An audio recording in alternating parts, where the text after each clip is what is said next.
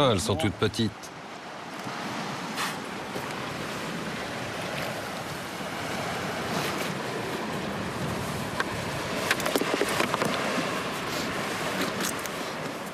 Sors-moi ça. On se croirait dans une station-service. Regarde, la pierre suinte, c'est humide.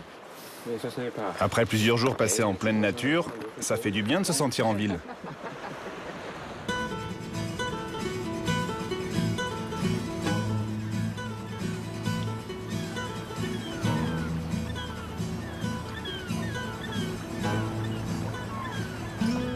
Pokayak, la neige comme du sucre. Quannik, la neige qui tombe. Au Groenland, les Inuits possèdent une cinquantaine de mots pour désigner la neige et la glace, mais ils n'en ont qu'un pour signifier le coup de soleil, Unitaktuk. Sous l'effet du réchauffement climatique, la fonte de la banquise pendant les mois d'été n'en finit pas de battre de tristes records.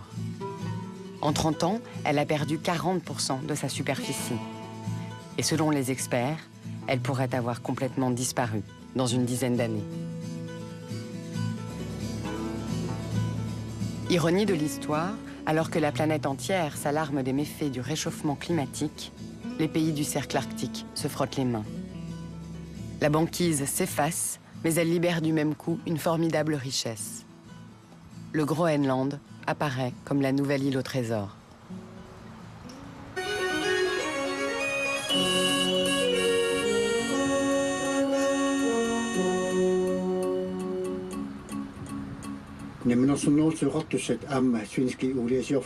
Swedish Oil Company PA Resources ismaqati nutaamik tassimanguppat atsiuqatiissaput atsiuqatiinnermuni assanersunik akuassasuutiinеqarsimasu arfini pingajussaraat aammalu nuattakitaani uliamik miissuisinnaati taasut kiullersaalugu.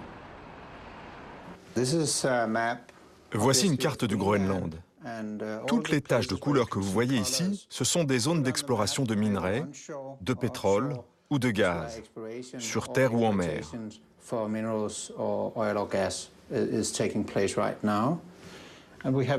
C'est là que nous avons accordé des licences à plusieurs compagnies pétrolières, parmi les plus importantes du monde, comme les compagnies américaines ExxonMobil et Chevron. La seule raison qui justifie la présence de ces multinationales, c'est l'espoir d'y trouver du brut en très grande quantité. Car cela revient très cher d'explorer dans cette région. Nous avons la banquise, les icebergs, c'est un environnement extrême. Donc, c'est un très bon signe que des sociétés comme ExxonMobil ou Chevron soient présentes au Groenland. Car si elles sont ici, c'est parce qu'elles espèrent y trouver un éléphant, comme on dit dans notre jargon.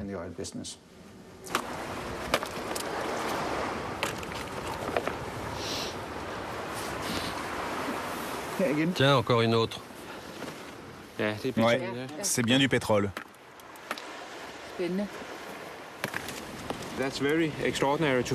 C'est très rare de trouver des dépôts noirs dans ces petits trous. Et c'est très clair quand vous le reniflez. Il y a 2 ans, les autorités groenlandaises ont lancé un appel d'offres au large de l'île de Disko. Notre société, Dong, qui est la plus grande compagnie danoise, a sollicité une licence en partenariat avec Exxon, Chevron et Nunaöl. Une zone d'exploration nous a été accordée à environ 50 km d'ici, de l'autre côté de l'île de Disko, qu'on aperçoit là-bas, à l'horizon. On a aussi un bateau sur la zone qui collecte des données sismiques qui nous donneront une image du sous-sol marin.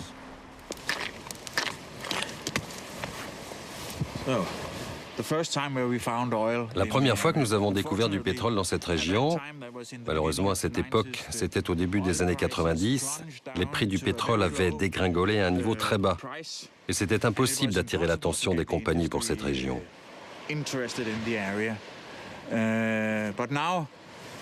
Mais aujourd'hui, avec un peu de chance, avec les prix que nous connaissons, les côtes du Groenland vont enfin être explorées.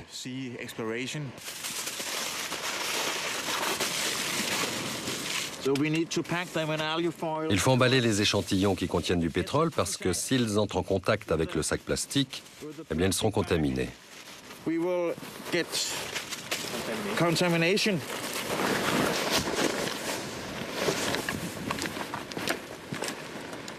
Au-delà du Groenland, selon les dernières estimations, l'Arctique contiendrait 20% des hydrocarbures qui restent à découvrir dans le monde.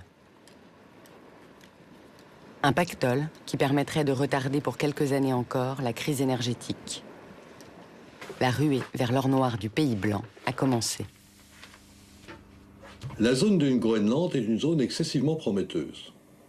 Certains ont calculé qu'il pourrait contenir autour du Groenland de l'ordre de 10 milliards de barils de pétrole, c'est-à-dire un tiers de la consommation mondiale actuelle, mais pour les 50 000 Groenlandais, une fortune considérable compte tenu du prix actuel du baril.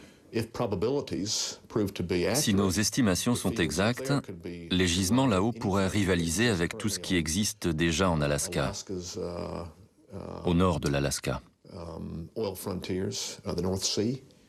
Ces gisements pourraient figurer parmi les 12 premières régions pétrolières du monde.